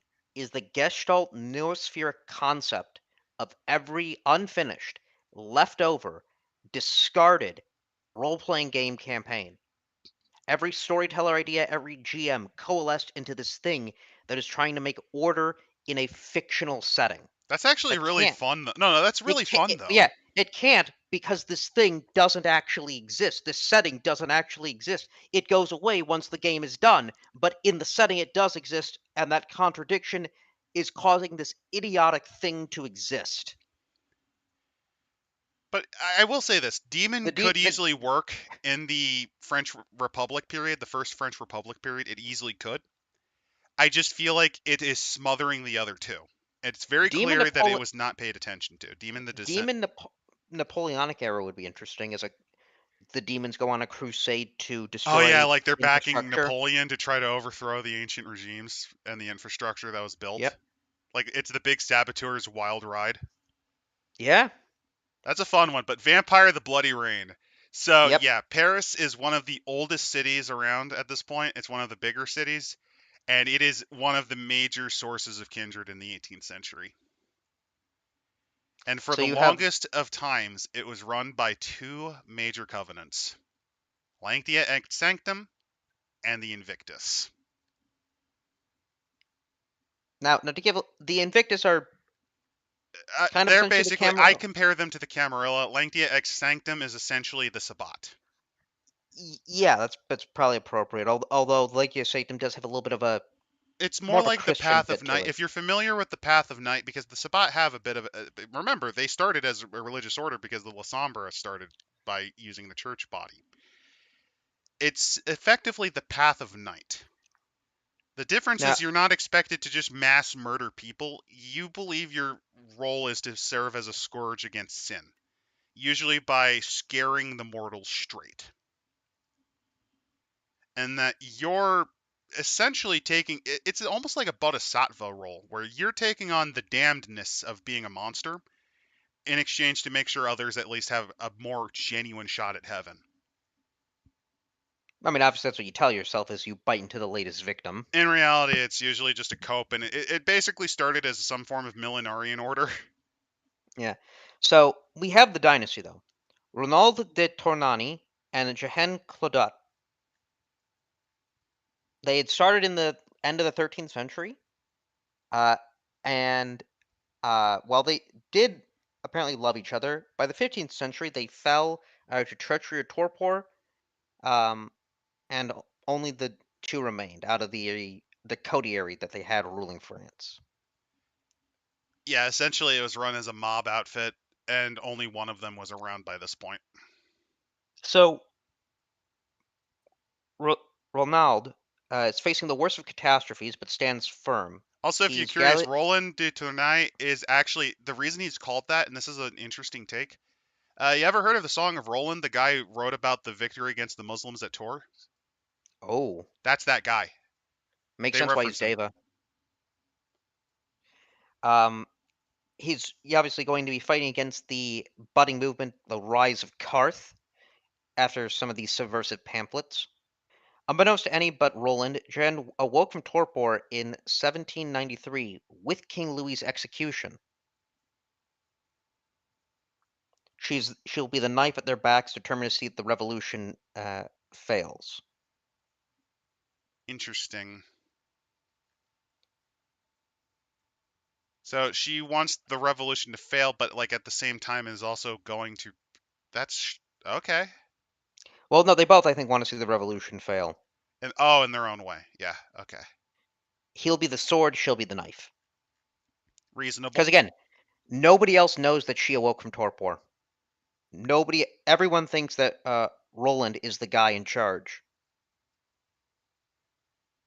Also, if you're curious, they're pretty powerful. Blood potencies 4 and 5. That's pretty nasty to deal with. Uh, Oh, and they have one of Theban the, sorcery. Have fun. yeah, a new Theban sorcery. But they also have some of the factions. The Gallows Post, the Oh old yeah, messenger the group. gallows post. These guys used to exist. They went mostly extinct specifically because their role became pointless. They Um, basically, back in the day, before you had rapid transport, these vampires risked death, second death, yeah. to give you messages and stuff. Ordo Dracul. They operate as a secret society hidden in the catacombs of depths. Okay, so they are older. I just find it Yeah. interesting. They see the reign of terror as a violent rebirth. The 10th Choir. Uh, a sect of revolutionaries seeking to destroy God. So of course they work with the Cult of Reason. Oh, that's hilarious. Oh, they even mentioned the Herbertists. Yeah, those ones are very fun. There's a lot of factions. Oh, If you oh, really want to talk about like the many French factions, you could do a lot with them. These guys essentially want to destroy God, and that's hilarious. oh! Not only that, they reject the masquerade, favoring open participation in mortal affairs. That And would, of course, oh God, this that would explain the this Festival leads of us. Reason. Yep, this leads us to the Festival of Reason. Which, if you're curious, the Festival of Reason was such a fucking shit show that's actually why Robespierre did the Cult of the Supreme Being. Dismantles the Christian altar in the Notre Dame Cathedral to install one to Liberty. Memories of what happened that night are unreliable. Some say a lurid affair, others report pomp and ceremony celebrating revolutionary ideals. One neonate in attendance describes the night as a long, bloody ritual sacrifice with a purpose he can't grasp. The Yeah, 10th Choir commits such a massive sacrilege, capped by capturing and sacrificing an archangel on the altar before the gathered kine. It's a blatant disregard for the first tradition that brings all the other covenants together, yet it fails to eradicate the choir completely. yeah. Effectively, the choir gets broken later on, but mainly because they step too far in this one. Then we have obviously the third estate. Also, if you're curious, the 10th choir is in a couple of other books, if I recall, where they're talking about other covenants. This is, or either I think that's what they are. Could it be a precursor to the 13th Probably not or the the 18th? 13th. Whatever that secret group is.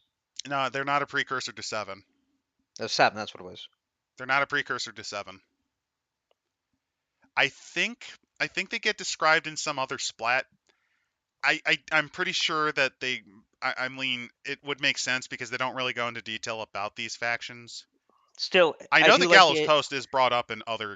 examples of Dark Still, Eras. I do like the idea of this wandering group of anti-theist uh, vampire. Like I could see them having been thoroughly beaten. That their only effort to defeat God in the 21st century is to ghoul a bunch of YouTube atheists.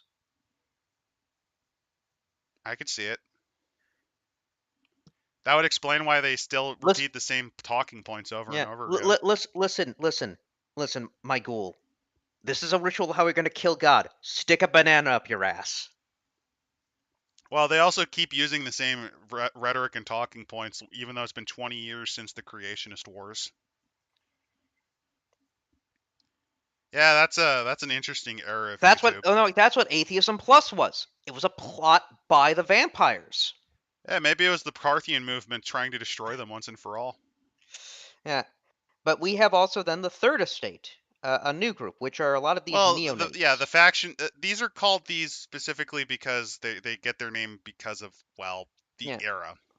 because they dislike paying tithes, and the influx of newly embraced neonates never swore any oaths at all. They also So we reference the blood tithe in Red Rent. If you're curious, it's because in Vampire the Requiem, they do this a little bit in some masquerade books, but the longer you're awake as a vampire, essentially the lower your generation becomes. Your blood potency rises and you get stronger.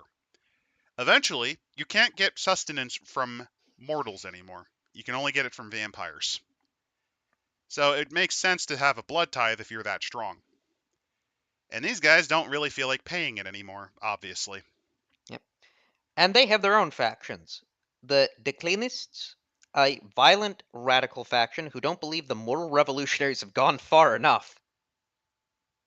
They've It, cut a deal with the YNC Britain for strange allies and powers in exchange for expanding in France once the prince is overthrown.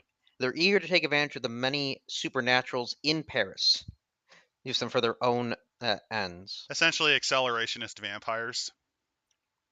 Faster, faster, faster. We need. The revolution hasn't gone far enough. We don't even need the cult of reason. We need the cult of unreason. There's also the reformists. These are among the Invictis and Lancea Sanctum. These are the guys that basically said, yeah, we need to reform our covenants. Then we have L'École de Écrivain. The school of I don't know what that word means in English, but it's a school of something. Yeah, it's a school of Acrebians. Angel Arroyo. So the Bruja basically Carthians are basically low key Bruja. The Bruja do exist in Requiem, but they are a lineage of gangrel and they're bikers. Yep. Let's see. Their clandestine organization would attract their salons. The publicly reject association with them. They are the single largest source of kindred-produced pamphlets covering every conceivable non-aristocratic point of view. It's pretty clear that these guys are the source of where the Carthian letters came from. Oh, they're liberals. Yeah. Liberals. So yeah, the publication of Contre les Vampires Patriarcal by Emmanuel Baptiste Carth was ahead of its time. The call for revolution against the yeah. elders' tyranny. They also bring up the cacophony, which are more. They're more mystical. It's a reference to the Daughters of Cacophony, I think. Yeah. And then yes, you have the Carthian affair. With Emmanuel Carth, went to publish several more books and pamphlets the year the French Revolution took off, denounced Roland and Jen's tyranny, the hypocrisy of the sanctified, the blind greed of the Invictus, and the cowardice of those too afraid to stand up for themselves. But yeah, the prince banned these. It doesn't stop vampires because vampires are supernatural. They can, if they want to read a book, they can. And for a while, they thought things were fine. Then the execution of King Louis happened, and it incentivized the vampires who really liked Carth's ideas to effectively riot. You also then have Eric Girard, a Nosferatu and Lengthian Sanctum apostate turned Ecrivian printer, caught red-handed, probably literally, with several new manuscripts, including one penned by an E.B. Carth's own hands. Oh, and Apparently if you're standing before wondering, the prince sans culottes is it's a type of fashion item from Revolutionary France. So when they call the gangs culottes, it's because they have a without, yeah. without the cloth, without they're uncouth. But Also he's wearing the cockade, the yeah, tricolor cockade. That used to be a royalist symbol, but what yeah. happened was at the storming of the Bastille, a lot of the rioters actually took them off and started wearing them in pride, saying that they Yeah. were also loyal to France. But Girard says, "Je suis l'auteur, je suis le Cath." And then obviously he orders him to be executed by guillotine. Oh yeah, and if you're wondering, the cover, I think the cover that I showed you at the beginning of this splat, that is his death. Probably. But here's the thing: after they kill him, guess what? There's still more books written by Carth. I am Carth. I am Carthian. And this is the best part. So this is what ultimately gets the Carthian movement some real success. Because it's not just the kindred that are getting fucked over. The ghouls and the revenants and dampers. Aren't those the children of vampires? Yeah, there's also revenants because they do introduce them again in another book. But basically, all of their mortal servants also get tired of the way they're treated. They're small, and effectively they stage a palace coup. Yes. Deep. Let's see. The Bloodless. Well, no, actually, they give here the House of Bourbon. Well, before then, Um, so revolutionary Carthian law. Though the blood hasn't yet recognized these scattered rebels as a covenant, the treaties of the Gallows Post use Carthian law merits. If you play a revolutionary vampire without status in a covenant, you can still purchase Carthian law merits as long as your character has enough connections throughout the domain to pick them up. Because this is before the Carthians, so I was right actually. So I was right. The Ordo Dracul is the older of them. I thought yeah. so because they were inspired by Dracula. Just wanted to make sure. It's like a yeah. So it looks like uh, Jean's has a connection to the House of Bourbon. So yeah, she's probably still around, but after the revolution. But we also have the Bloodless, as within the catacombs. The circle Cult of of the crone. Pagan Damned. The pagan Yep, damned are the circle of the crone. they found a mummy. They removed and embalmed their own desiccated organs as offerings, fed the sleeper precious They feet. made a Oh, ghoul mummy. oh no. They made a ghoul mummy. Oh, fuck, no. The creature is a mindless abomination that no longer serves a judge. Oh, it's just completely high on its own supply, and it craves Vitae sex. addiction. Oh wait, it's a Bane mummy. It's a Gould Bane mummy, I think. It's immune to the viniculum. That's what's in the catacombs. It can feed as a vampire. Yeah, that's actually clever. I fucking love it. See what I mean? Drains Like, doesn't that feel like it makes? drains Sechem via bite. Yes. Oh no. It also possesses the Devourer's Maw, so yeah. Then you have most vampires who know demons exist have no idea what they can or can't do. One of the Invictus arrives at Elysium in a terror frenzy after an encounter with a demon left her with a burn on her palm and thin copper wires forming strange glyphs running from the burn up her arm. And So, the wires are growing across the skin as well. so what happened was this person bit a demon under the disguise of a mortal identity. And here's the thing, demons, their identities slowly glitch over time. You can form them out of your own being, out of your own quintessence, essentially. But most of the time, what demons do is they just essentially take over bodies by making deals with the idiots and taking their souls. And now there's a virus going around that turns you into Tetsuo the Iron Man. Yeah, that's a kind of creative, but I feel like this might have been inspired by the SCP Foundation's Clockwork virus. Could have. It's okay. I don't know. This one, Let's at least, see. there's a little more thought in this one. I think they put more thought into this one. You've got the disciplines of the 10th choir, using the blood of angels and demons to create beings called the You suffer a Gregori. 3-die penalty to all rolls to contest demonic or angelic powers, and -2 to static traits to resist them. The entire body gets infected. They gain a major permanent glitch. Uh, Yeah, not it's good. it's bad, but like I don't know. I don't think it's as cool as the Gould Bane mummy monster thing they made. Well, now It's you've it well now at least explains why they added demon. It's like the only idea they had yeah. that was like literal fire. You've now got the choirists trying to make profane creations with demons. Oh yeah, they did say they killed an archangel. That must have been them intentionally trying to get the infection to take everything else out. Let's see. There's a You have lot more party powers. affiliation status. So this your character is standing in a major political faction. In addition to all Hmm. the usual benefits and drawbacks of this merit, party members may apply the social benefits against any French citizen. The drawback is when a political party loses the favor of the people, heads roll. Instead, you get a penalty. That's fun. That's actually really fun. Legitimately, this actually gives me a real fun idea. Okay, so you know how they had the demon with the Soviet Union? Vampire during Soviet Union would also be very fun, like during the Great Purge. Oh yeah. Like you have to try to avoid being attached as a Trotskyist or like a Well, no, no, no, Bukharinite. no. You still get the cult of the great provider. There's a new discipline, by the way, Therian. Yep. Again, this 10th choir using the divine power of the angels and demons. And they intentionally infect themselves. Yeah, this is not good.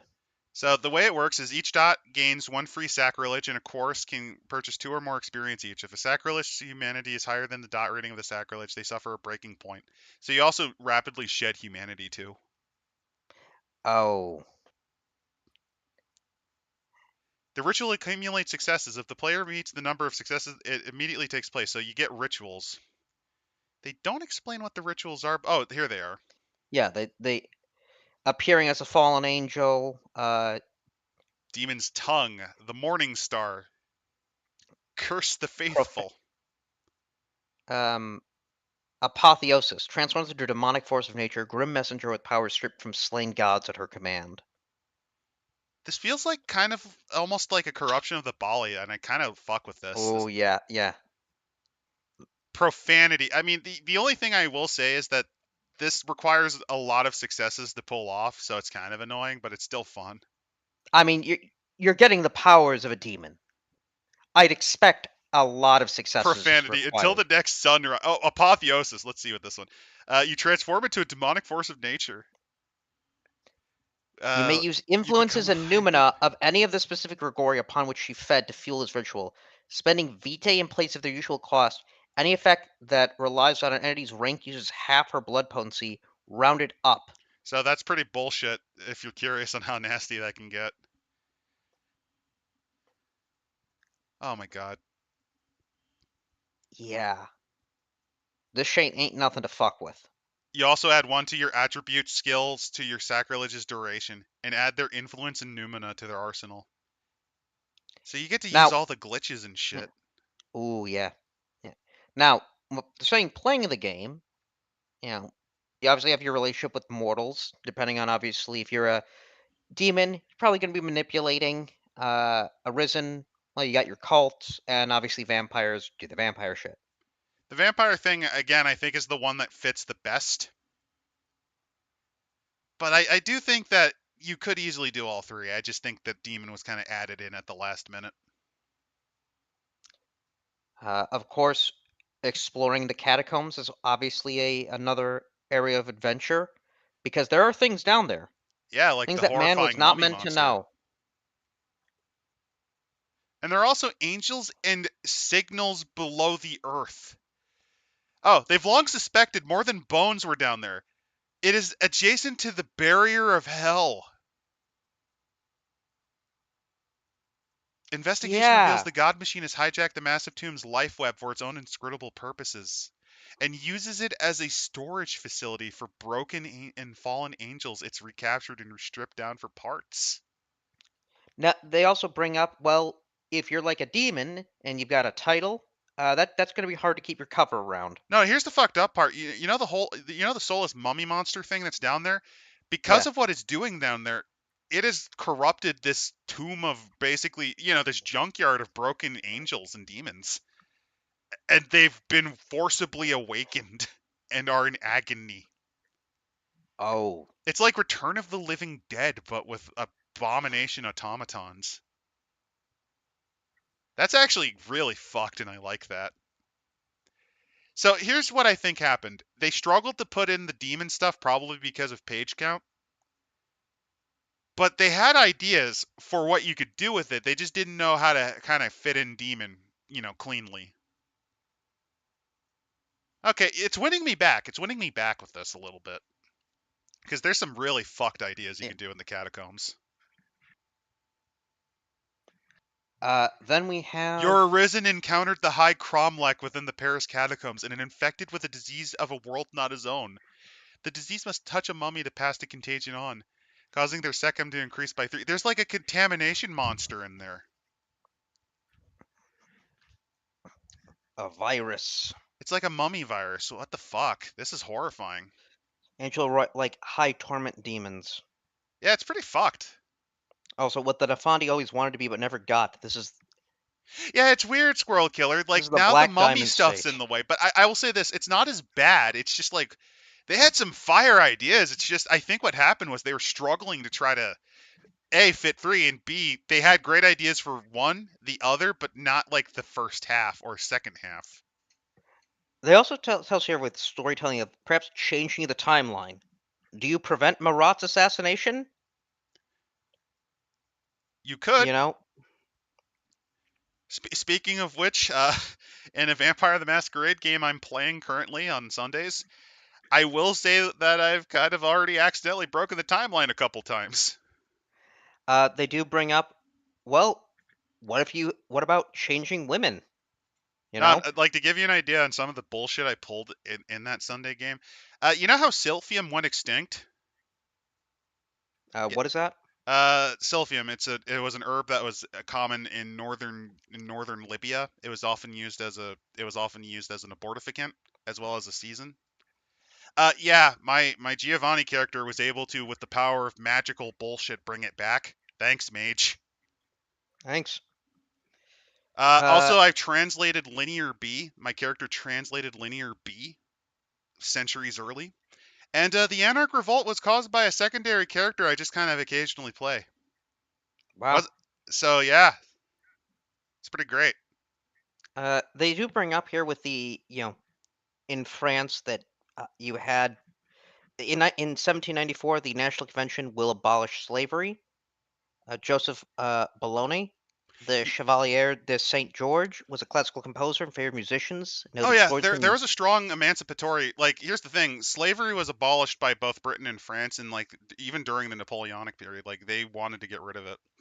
Yeah. So And you could have that. homosexuality. You could also, again, as mentioned, since you mentioned the women writers, you could have them push for suffrage.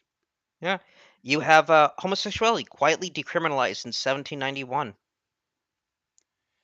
Mainly because you couldn't say that shit out loud.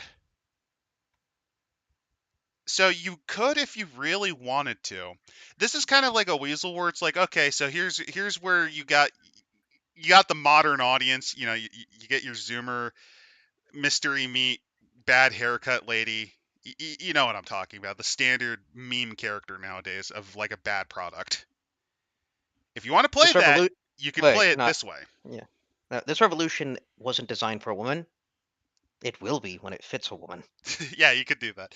Now, I will say you could also literally change history because while they have nerfed vampires' political influence, remember, you're still a powerful undead abomination, and this is the fall of a regime, and you're in its capital. So if you wanted to, you can play around with that sort of stuff. I'm gonna seduce Marie Antoinette. That's a really Lesbian Marie Antoinette. I just realized you could legitimately. Okay, hear me out. You came up with that. Yeah, yeah. Louis the 16th wasn't actually killed. I just fucking stole and embraced him. I He's now stole my the royal bitch. family and embraced them. You I could if replace you him with. wanted to. Oh, that'd be terrifying. I Obviously, I gave Robespierre. I ghouled Robespierre, and now he actually is like a god. He can use disciplines now. I am the sun god. I do like here that they give us obviously for other groups because they always do that. Um, Seasonal Court's golden age comes to a bloody end as changeling monarchs become synonymous with the gentry during the Terror. The Awakened obviously are. Oh, before then, Uh, I just wanted. They mentioned spanning time, so here's the thing: the Reign of Terror is only a couple of years long. It is short, but they highlight that this is like during a crux of a very interesting time period. It can, and they give you ideas. You could start it beforehand. You could actually go through the realm of the Sun King, which they do have that for a changeling the Sun King. You could also have it be taking place during the Napoleonic period. Basically, they're highlighting, yeah, there's more than to do. Unlike that one Irish setting, which was just about the death of Brian Boru. I don't give a shit about Brian fucking Boru. Sorry, I just wanted to point that out. but we've also got the. But yeah, the Uh, different courts, the different chronicles, the courts. yeah. We've got the Awakened, and they reference one of the other options we were thinking of doing for today, which was the pirates in Nassau, which Kind has of some yeah, kind mages. of not. Basically, the other option we could have done was Geist during the golden age of piracy. Well, that was Geist and Mage. Geist and Mage during the golden age of piracy, which is fun, and that is something that I do want to cover eventually. It's just we kind of coin flipped in this one. Yeah. Hunters, come on. That's obvious. I mean, think about it like this. You run into some horrifying abomination in the catacombs. Wouldn't you want to form a compact to take out the thing that is basically an affront to God down there? Or again, the Committee on Public Safety's Revolutionary Hunting Guard or whatever. Oh no no, you just gave me the funniest idea. Okay, hear me out. It's not the government. Remember, this is like the era of newspapers and cafes. It is it is the equivalent of the Weekly World News with Batboy. Like you have this conspiracy theory journalist wearing like wearing a cockade and like sans culotte, like writing about crazy bullshit. He has the murder mat on the wall. Like, you don't understand. What It's all happened was it's what all happened was connected. a Ventrue Gould Robespierre. That's why he's gone crazy. And it's all because of the Catholics. It's all because of the Catholics. They brought down angels to fight us. We gotta kill the angels. Because they worship the devil. You see, the Christians are controlled by the vampires, and the vampires are the sons of the devil. I know this because a dead man told me. By the way, here he is, and the mummy opens its mouth and he turns inside out Hi. briefly. Yeah. Now, the created would go unnoticed by Robespierre's Ulk, but death enough to fill the catacombs makes for many desperate people falling into unhealthy And obsessions. they mention Nicholas Flamel, the Hells. alchemist. Yep. So we could have the alchemy, or you know what I could see here? Actually, this might be more deviant. I mean, kind of deviant and created Well, kind of this is mixed before together. Deviant the Renegade. Yeah, but still. Actually, yeah, Um, a Deviant. Okay, Robespierre the trying the to make supreme, God. yes, the supreme being, or a creed. We try. Let's see. They could maybe rationalize. Okay, what is man made out of? Man is made out of what? Reason, wisdom, and logic. Oh, I have a Let us fucked up create a idea. being of wisdom, reason, and No, no, logic. you just gave me the great idea. Before the cult of the Supreme Being, you have the cult of Reason and Power. Before the 10th Choir fucks it up, they have an experiment called the creation of the new man, and this is how you have the created chronicle. Because they try to Oh, create the new man, the new age of man, a and they re- create some Prometheans instead. the man of the revolutionary spirit. And then finally, we have werewolf. There is a werewolf tribe in France in the Lorraine region called l'Enfant Materiel, hunting for an Igdom that they believe is the true Ratha ancestor. Yeah, this one's basically we had to include werewolf. This is the best we got. Sorry, pal. Well, meanwhile, the French Temple of Apollo abandons its traditional place as puppet masters of the high aristocracy to carefully sink its claws into the cult of reason. I think my problem with this is actually reminding me that Werewolf the Forsaken plot wise kind of sucks. I mean, yeah, they're kind of. I kind of treat them more as monsters, but Yeah. um, you could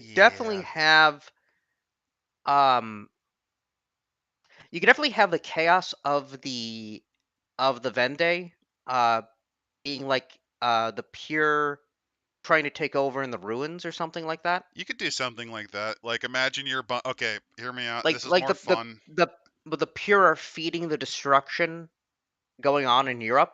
You could. I don't know. I've kind of gotten bitter on Werewolf the Forsaken just because Justin got his hands on it. I don't know. I think it's just after going through enough Werewolf the Apocalypse, I'm kind of turning. It's kind of turning into Requiem. The difference is Requiem is still kind of fun. Forsaken just kind of feels like there's nothing to do. You know what I mean? Yeah. Like, yeah, your And Spirit Border Patrol, but I don't know.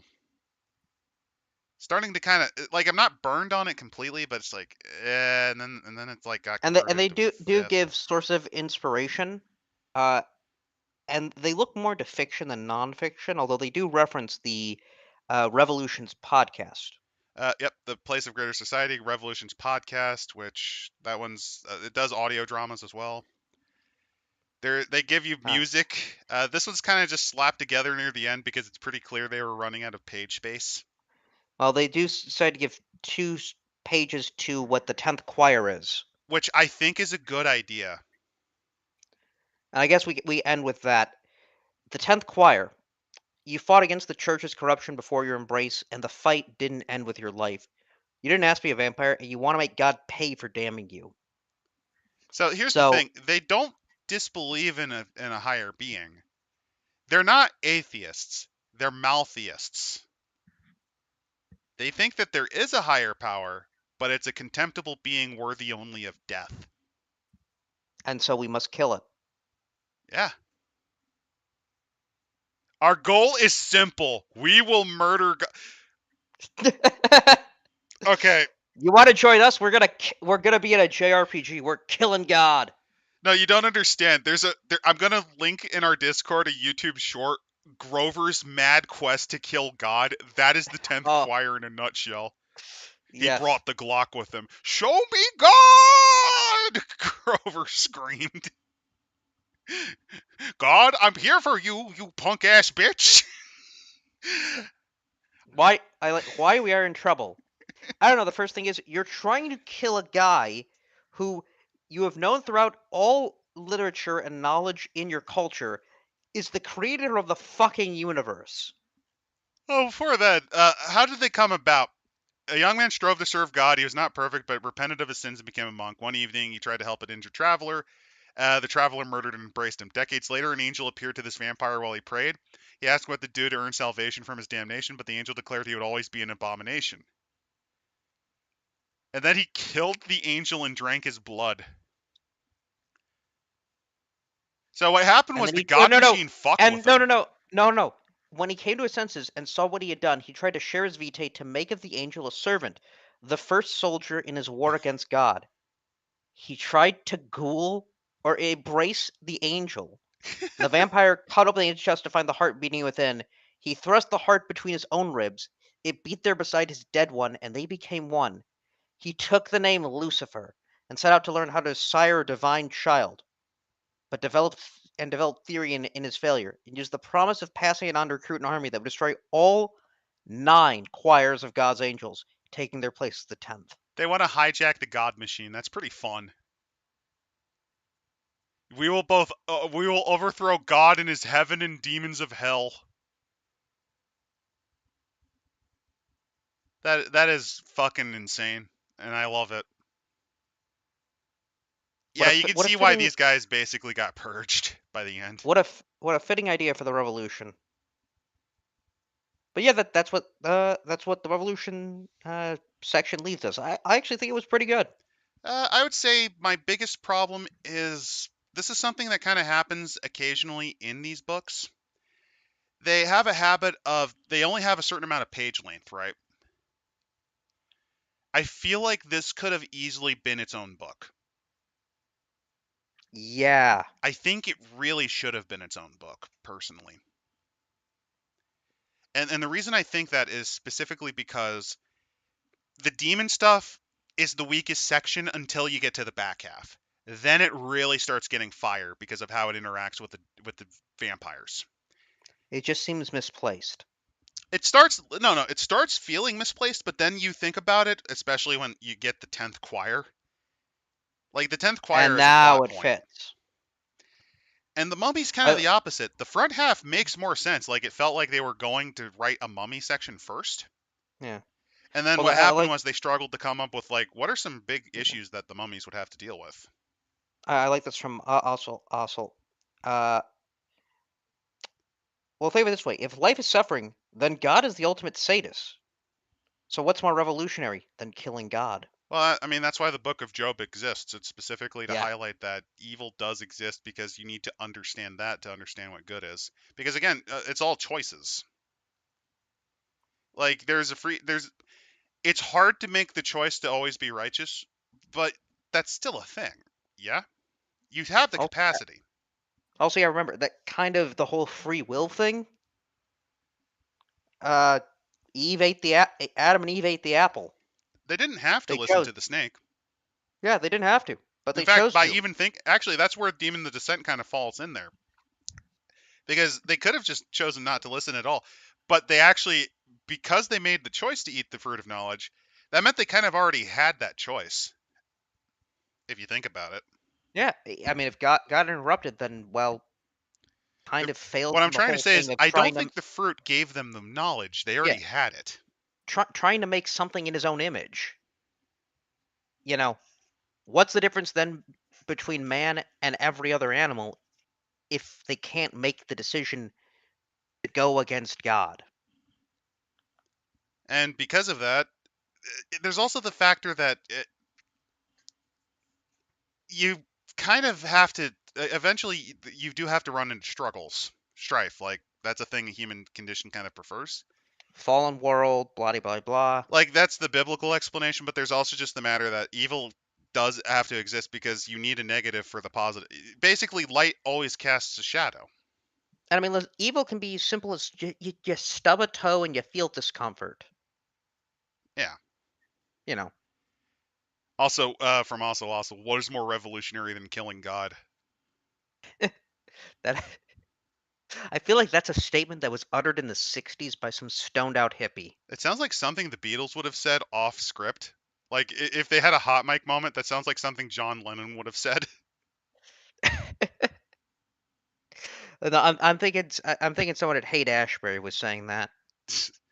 But no, I would say this book, this little booklet, I would rate it as a medium to medium low good, like on the cusp of being solid medium. I'd say great, just because there's a lot to explore, and I like my demon. I I like my can't demon. quite I rate like my it as mummy. amazing specifically because the demon section in the beginning, it really was crowbarred in there. And I feel like if they had 5 more pages, that would have been resolved. Probably. I But you, I personally will say this. I actually, yeah, I can't say it's amazing. It's a good book, and the reason why is I actually want more. I think that's the best way to that describe it. there's a lot you can do in this era. I mean, yeah, you could have easily turned this into especially since this is the era of the Carthian movement. This is where it forms. You could have easily done similar to how they did a Victorian Age's Vampire the Masquerade. I really think there could have been a Vampire the Requiem book just about the French Revolution. You could have done like a Legacy of the Carthians. So I think this is the origins. If they did a splat in 1848, that's where the Carthians really take their own. That's a fun one. Yeah, actually, that's a brilliant idea. Like Legacy of the Carthians, you can splice it in with the Victorian era. You could do other splats. Like think about it like this. You could even have, because this is when Egyptology is a thing. You could then do like the Mummy, the Arisen era. Like you could do like I think a Sophic era happens in the 1800s. It does. You could have that Sophic turn have a book. You could have the war. You could have like a werewolf war against the pure in the colonization of the West. Mm. Yeah, the west coast of the U.S. You could do that. The gold rush. Oh yeah. No, And that demons try to stop California from being made because the God Machine placed gold in them their hills. and what's Edward Norton if not a god, not a if a demon? No, Emperor Norton's Royal Guards, the Hunters Compact. Oh, Emperor Norton is like critical to the safety of California and San Francisco. So you have these guys that are protecting him from supernatural threats. All in all, yeah, it's a solid book. If you want a copy of it, you can get a copy of it in Drive Through RPG. I gave a link to it. I do know they used to sell. I don't know if they do it for Dark Eras too, but the first Dark Eras you could just buy the story that you like. I don't know if they did it for Dark Eras too. But yeah, that's the palate cleanser this week. Next week is gonna be fucking Dagger Hearts. God damn it! get ready. I'm Oh, not ready get for ready. nothing. It'll be just a bunch of stuff they stole. Yeah, it's like the end of In the Mouth of Madness. The